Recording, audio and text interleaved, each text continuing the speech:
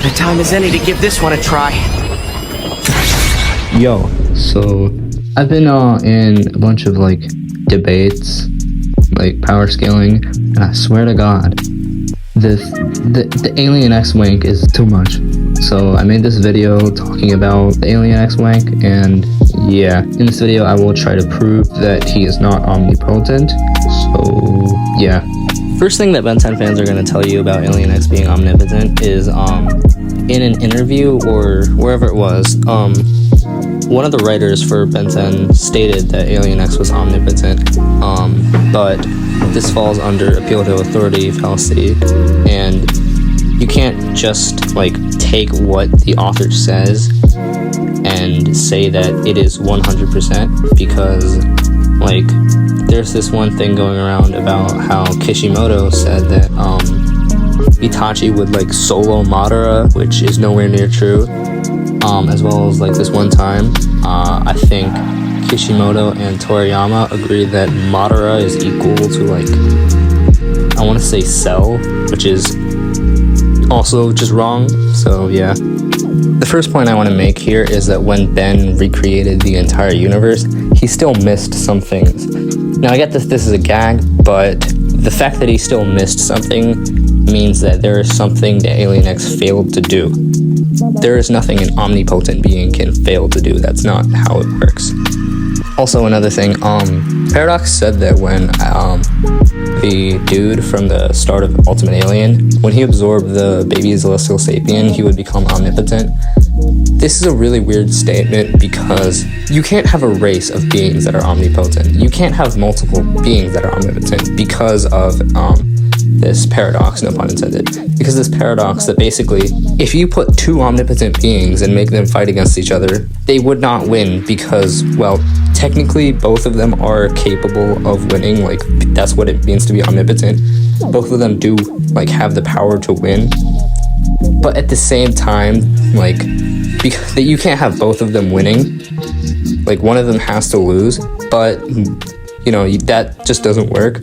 So that's also another reason why you can't have more than one omnipotent being. This is further supported by the fact that in Omniverse, Ben literally defeated another celestial sapien, which shouldn't make sense because, like, you can't beat an omnipotent being. That's not how it works. That would mean that the omnipotent beings are struggling against one another, which doesn't make sense because that goes against the definition of omnipotence. If you say that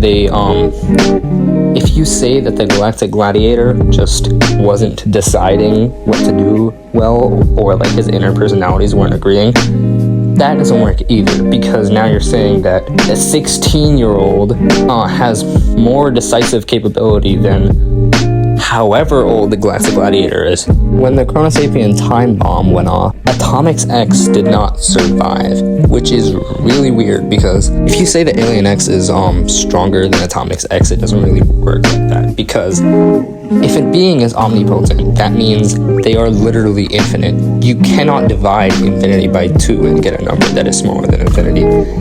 That's not how being omnipotent works. Another thing I like to mention, the Omnitrix always gives Ben the alien that will complete the job more effectively than the other aliens that he has in his arsenal.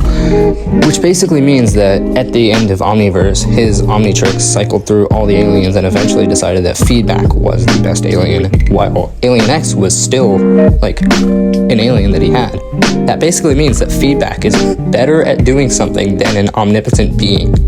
You cannot have a being that would have it easier to do something than a literal omnipotent being. That's not how it works.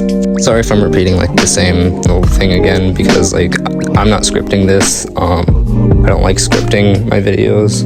Another problem that I have is that when the universe was destroyed, Ben, instead of restoring the previous universe, he created a new universe.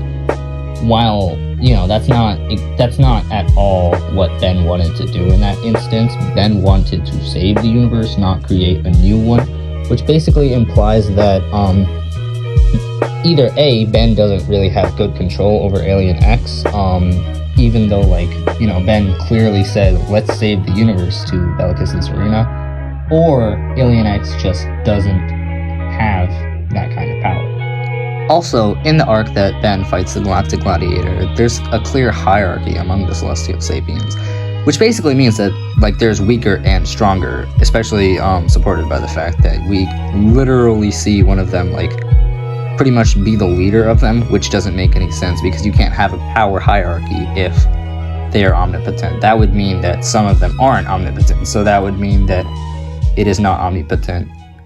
So yeah. Well, now you might be wondering, well, just how strong is he then?